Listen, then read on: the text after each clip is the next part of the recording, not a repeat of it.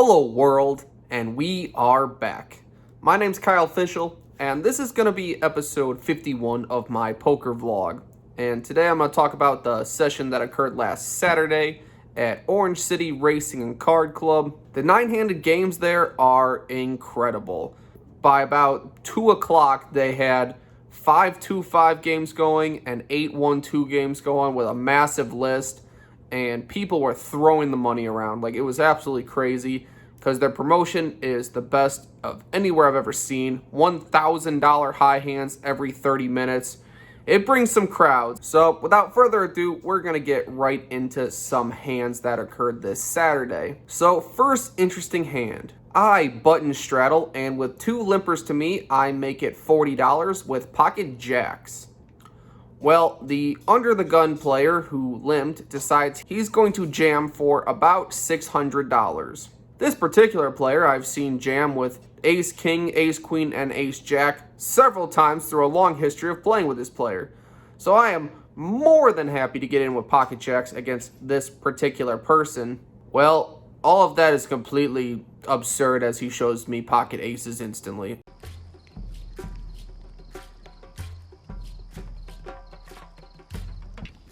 You really, you the pooch on this one.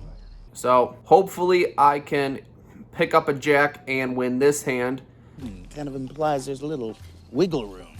The flop brings me absolutely no help, and ironically I am dead at the turn. There's no wiggle room. So that's kind of unlucky. If you're a player who's going to go wild on certain hands, you're going to get paid off sometimes when you have it. And me, with a hand as strong as I am against a player as wild as that, am super happy to just get it in with jacks. Just sometimes you're going to run into it, is what it is. So we rebuy. We add more US currency to the table so we can keep playing. And a little bit later, we are on the button again. Under the gun player straddles. An early position player raises to 30. There is 1 caller. I choose to call as a 3-bet would have to be quite sizable to get some folds. And I think that this hand plays fine multi-way, especially in position. Totally happy to just call with this one. Well, the under the gun straddler decides he's going to raise to 70. It's only $40 more, and I think with the size of the pot, I think I'm definitely enticed to peel one here and play my hand in position. So I call. The flop is king, queen, 5, 2 hearts. That is a phenomenal board for my hand, and I'm considering even check raising my opponent at this point. But he decides that he's gonna start out the betting by doing an all-in for approximately 2x the pot at $380. Well, I think about it for probably 20 to 30 seconds. I believe that my hand is just way too strong to fold here. I'm pretty sure that I was actually the favorite against all 1-pair hands, and I don't really think that he has a set. I think at best he has ace, king, or pocket aces, which I believe I have the right price to call. But realistically, I'm just sitting there like a monkey staring at a really shiny gem at the pot, like. So I call. My opponent doesn't show, so I'm actually feeling kind of good about it. I just turned my hand over. The whole table is like, oh, that's a monster flop for you. But my particular opponent's like, you only called me with a flush draw? No, sir, it wasn't just a flush draw. The board does not improve me the way I would like it to, even though I river a jack. As he doesn't immediately turn his cards over and might have been face up the whole time, I think it's possible he could have had ace X of hearts and I just binged him. But he eventually showed ace king. Infidels! You have touched the forbidden treasure! So, comment below on right now if you would have made that call or not. After the hand occurred, I had to do some actual digging into it and actually run the math on it. Evidently, I had 52% chance to win, which automatically means it's a call.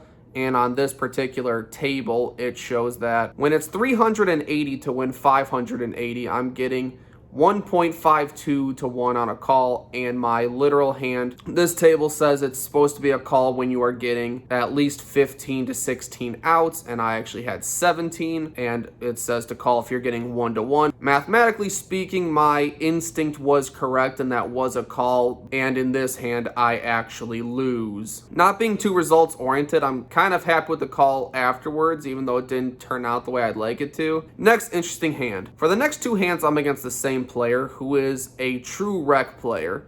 Literally sits down at the table, says he's just here for the high hand, hasn't played a whole lot, literally just picked up the game, and those are the type of people we love to play with, and he's on my direct left, and I play some interesting spots with him. With two limps to me, I'm in late position with 6-7 of hearts. I choose to raise to $30.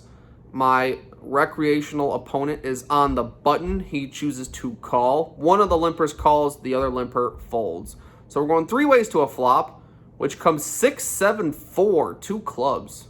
Whew. When it's checked to me, I choose to bet about half pot. I bet $50. There's plenty of flush draws I can get called from, as well as hands that are two random overs, maybe even like 9-10 for a gut shot, something like that. Plenty of hands that can call me here. Only the recreational player calls, and the first limper folds. The turn is the 9 of clubs.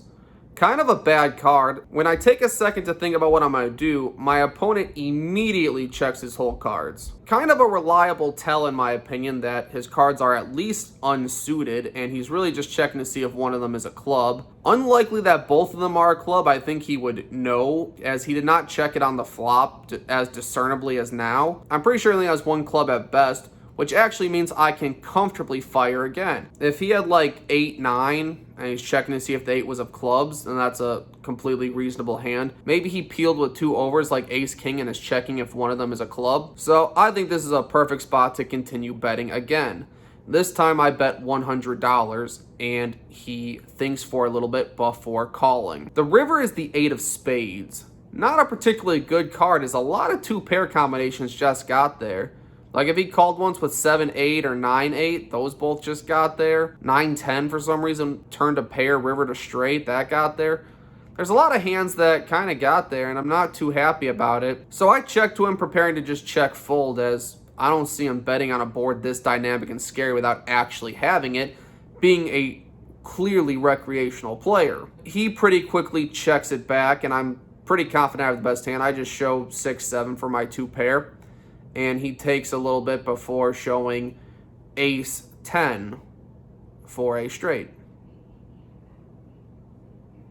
Checked the river when he was last to act, when he had the top end of the straight and the nut flush blocker. Quite a tight check back, but hey, he won the pot. Anyone can win at this game. Good for him. Against the same opponent, I button straddle with ace-10 offsuit, as it's my turn to win with this hand. He calls from the small blind as he's first to act. There's one more caller. It folds back to me. With ace-10, I'm going to raise here, as winning just $25 would be excellent at how I'm running today. So definitely going to raise this one. I make it 40. The small blind takes a long time, like 30 to 45 seconds before calling. Quite noticeable. And the other limper chooses to fold. So heads up to a flop, which comes 10-5-3 rainbow. He checks to me, as I almost always have the best hand on this board.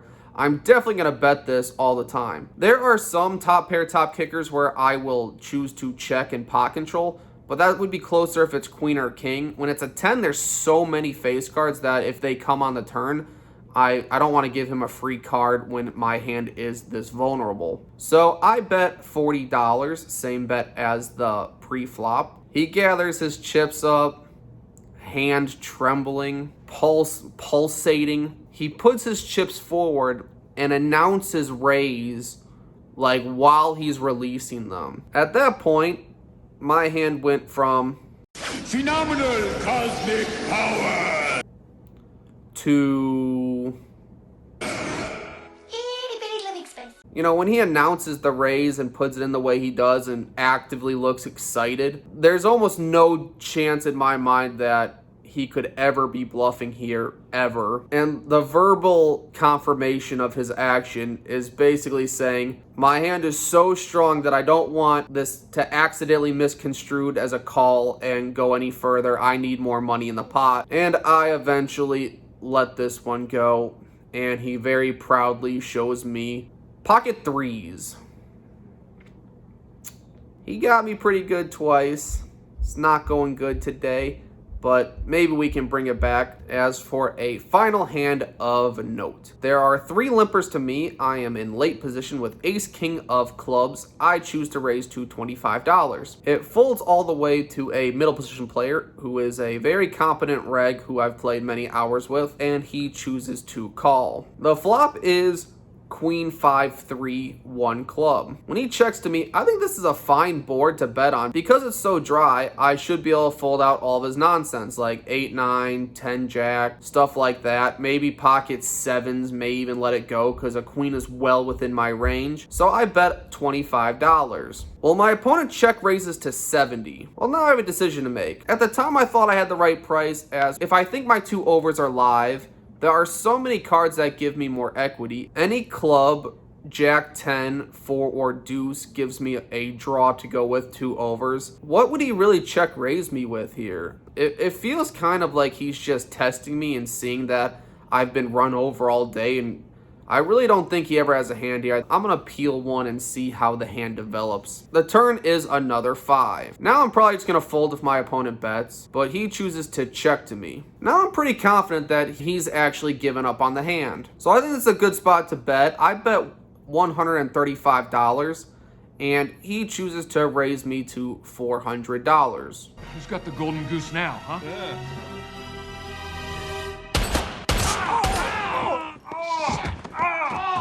He immediately called your bluff. Quite a polarizing line, honestly. At the time, I thought I could rep all the 5s, and he really couldn't have any, so I thought my continuation bet made sense. But my thinking is quite flawed, as I was hoping to make a queen fold, and maybe a queen doesn't even fold, even feels better with a middle card pairing.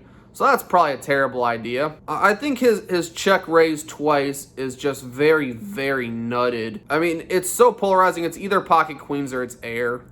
And I really can't continue. Like, I can't call this bet. Either way, he wins. He refused to tell me what his hand is, so the world will never know. Comment what you think it is. So this session was quite horrible. Positive note is, after that hand, I quickly left the table, knowing that I would just tilt more money if I stayed, identifying that my mindset was not at a good spot to continue playing. Wasn't my day. I ran into some big hands. My draws missed, other draws ran me down.